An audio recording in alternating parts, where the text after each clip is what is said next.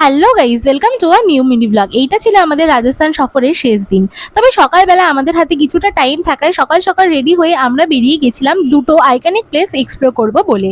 প্রথমেই আমাদের ভিউ ছিল অনেকটা এইরকম। এখান থেকে আমরা জিপসি বুক করে নিয়েছিলাম, কারণ আমাদেরকে উঠতে হতো পাহাড়ের অনেকটা উপরে। দেন আমরা ফার্স্টেই পৌঁছে গেলাম পান্না মিনাকা কুণ্ডে। এখানে রাজস্থানে জলের প্রবলেম ছিল বলে রাজারা এরকম কুণ্ডটা করে তৈরি করেছিলেন জল স্টোর করে রাখবেন বলে। এখানে আসার আমার খুব ইচ্ছে ছিল, তো এখানে প্রচুর ফটোজ ভিডিওস তুলে এরপর আবার আমরা জিপসিতে উঠে গেছিলাম আমের ফোর্টে যাব বলে। আর আমের ফোর্টের সামনে কিন্তু হচ্ছিল খুব সুন্দর ফোক মিউজিক।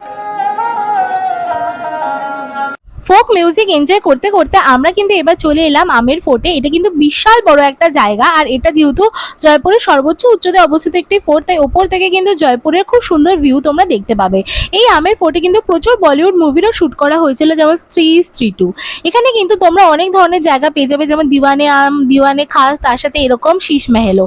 শীষ মহলটা আমার এক্সপ্লোর করার খুব ইচ্ছে ছিল রাজস্থানে এসে, তাই সেটাও কিন্তু আমি এক্সপ্লোর করেছিলাম। দেন আমরা জিপসিতে করে নিচে নেমে এসেছিলাম, অ্যান্ড সেখানে আমরা ফার্স্টে গেছিলাম লাঞ্চ করতে একটা প্লেসে, কারণ আমাদের ফ্লাইটের টাইম হয়ে গেছিল।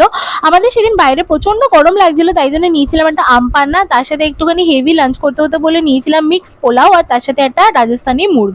এটা ছিল আমাদের জয়পুরের লাস্ট লাঞ্চ, তাই মন তো খারাপ লাগছিল। তারপরে আমরা একটা অটো বুক করে নিলাম জয়পুর এয়ারপোর্টে যাবার উদ্দেশ্যে। জয়পুরকে বিদায় জানিয়ে ফাইনালি আমরা মোটামুটি 30-40 মিনিট পরে ফাইনালি এসে পৌঁছে গেলাম জয়পুর এয়ারপোর্টে। আমাদের ফ্লাইটের টাইম ছিল ওই 6:30 নাগাদ, তাই মোটামুটি 1-1.5 ঘন্টা আগে সানসেটের টাইমে আমরা এসে পৌঁছে গেছিলাম, অ্যান্ড ফাইনালি বোর্ড করে নিলাম আমাদের ফ্লাইট। এটা ছিল আমাদের ডিরেক্ট ফ্লাইট, যেটা আমাদেরকে নিয়ে যেত মোটামুটি ওই 9:30-10টার মধ্যে কলকাতাতে। তবে আমাদের প্রি বুক করা ছিল একটা মিল, তাই জন্যই ফার্স্টেই আমি ফ্লাইটে উঠেই মিলটাকে এনজয় করে নিচ্ছিলাম। আমাদের ছিল একটা স্যান্ডউইচ আর কোক, যেটা খেতে ছিল মোটামুটি।